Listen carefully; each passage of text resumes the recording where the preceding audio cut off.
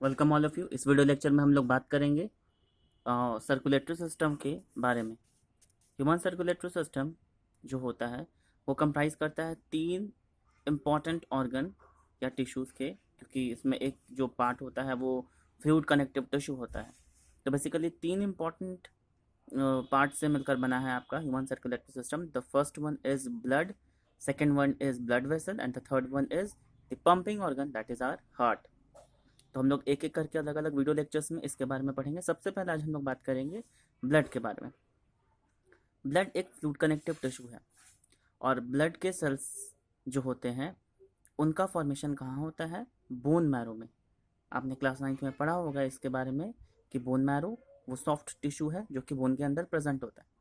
Basically अगर बात की जाए ब्लड की, तो ब्लड एक फ्लूइड कनेक्टिव टिश्यू है जिसका 55% जो पोर्शन होता है वो प्लाज्मा होता है एंड 45% जो होता है वो फॉर्म्ड एलिमेंट्स यानी ब्लड सेल्स होते हैं।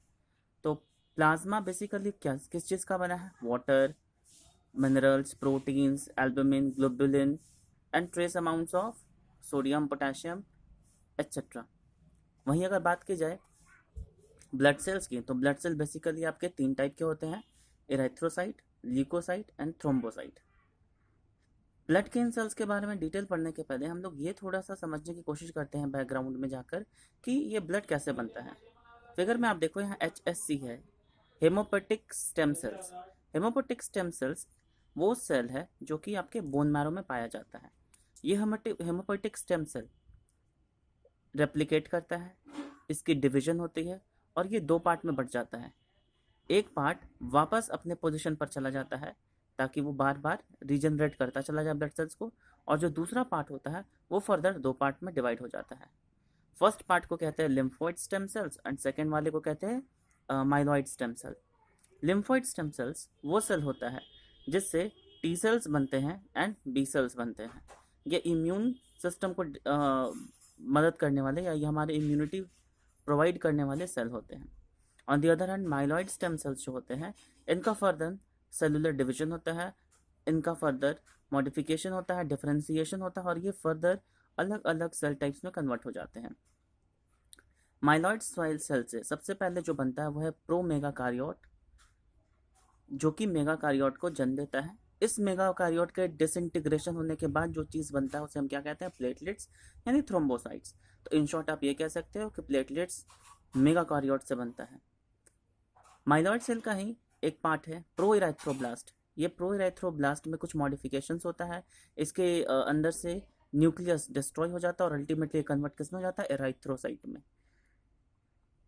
नेक्स्ट कैटेगरी में आता है प्रोमोनोसाइट। प्रोमोनोसाइट से मोनोसाइट्स का फॉर्मेशन होता है और मोनोसाइट अल्टीमेटली मैक्रोफाज और डेंड्राइटिक सेल में कन्वर्ट हो जाता है डिवाइड होने के बाद।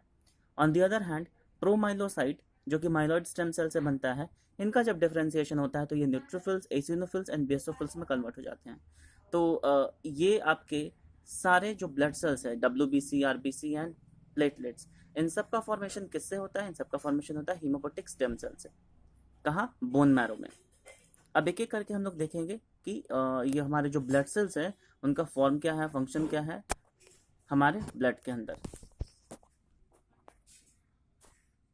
इस फ्लो चार्ट में आप देखो ये जो आपका हीमोपोटिक स्टेम सेल है इससे myeloid progenitor and lymphoid progenitor arise करता है और अल्टीमेटली माइलॉइड और लिम्फोइड प्रोजेनेटर से सारे ब्लड सेल्स का फॉर्मेशन होता है।